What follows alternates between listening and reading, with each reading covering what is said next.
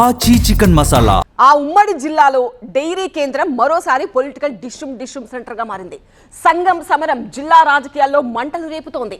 TDP నేతల పెత్తనంలో నడుస్తున్న dairy target గా పొలిటికల్ డైరీలో డైలాగులు పేలుతున్నాయి. విపక్ష వైసీపీ నేతలు చేసిన కామెంట్లు కాకరేపాయి. దానికి పరువు నష్టం దావాతో కౌంటర్ ఇచ్చారు అధికార పార్టీ నేతలు.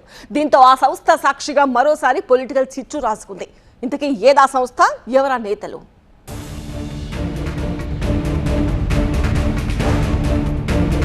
రాజకీయ పార్టీల మధ్య విమర్శలు ప్రతి విమర్శలకు సంఘం డైరీ మరోసారి కేంద్ర బిందువుగా మారింది.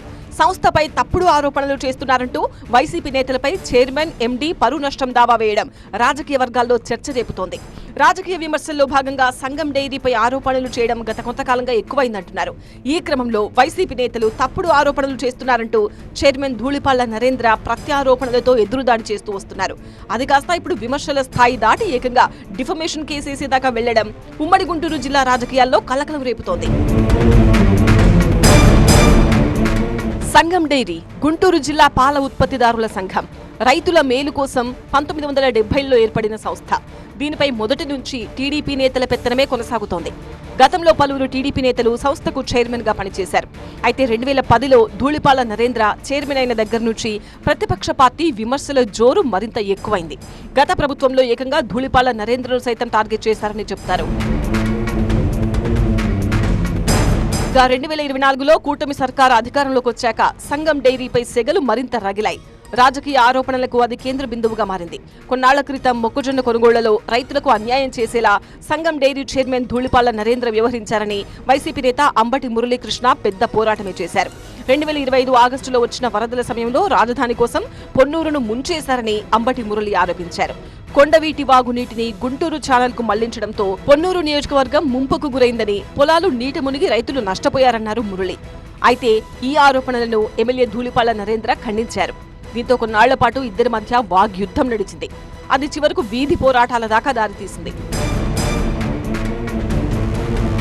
ఇక లేటెస్ట్ గా అంబటి మురళీకృష్ణపై పరువు నష్టం దావా వేశారు ధూళిపాళ్ల నరేంద్ర.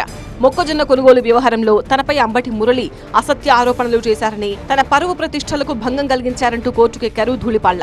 అంబటి మురళి 5 కోట్ల రూపాయలు చెల్లించేలా ఆదేశాలు ఇవ్వాలని కోర్టుకు ధూళిపాళ్ల విజ్ఞప్తి చేశారు. ఈ వ్యవహారం ఇలా కొనసాగుతుండగానే వైసీపీ సీనియర్ నేత సజ్జల రామకృష్ణారెడ్డి, శాసనమండలి డిప్యూటీ చైర్మన్ తూమాటి మాధవరావులపై సంఘం డైరీ ఎండీ గోపాలకృష్ణ మరో పరువు నష్టం దావా వేశారు. టీటీడీకి ఆవు నెయ్యిని సరఫరా చేసే కాంట్రాక్టును గత ఏడాది సంఘం డైరీ దక్కించుకుంది. అయితే ఆవు పాలే సేకరించకుండా ఆవు నెయ్యి ఎలా సరఫరా చేస్తారంటూ సంఘం డైరీ యాజమాన్యాన్ని సజ్జల, తుమాటి ప్రశ్నించారు. దీనిపై సంఘం డైరీ ఎండీ కోర్టును ఆశ్రయించారు. తాము పలు జిల్లాల్లో ఆవు పాలు సేకరిస్తున్నామని, ఆ వివరాలు తెలుసుకోకుండా తమ సంస్థపై ఆరోపణలు చేశారని కోర్టుకిచ్చిన ఫిర్యాదులో ఎండీ పేర్కొన్నారు. వైసీపీ నేతలు తమ సంస్థకు 10 కోట్ల రూపాయల నష్టపరిహారం చెల్లించేలా ఆదేశాలు ఇవ్వాలని కోర్టును సంఘం డైరీ సంస్థ కోరింది. ఈ 2 పరువు నష్టం దావాలు జిల్లా రాజకీయాల్లో కలకలం రేపాయి.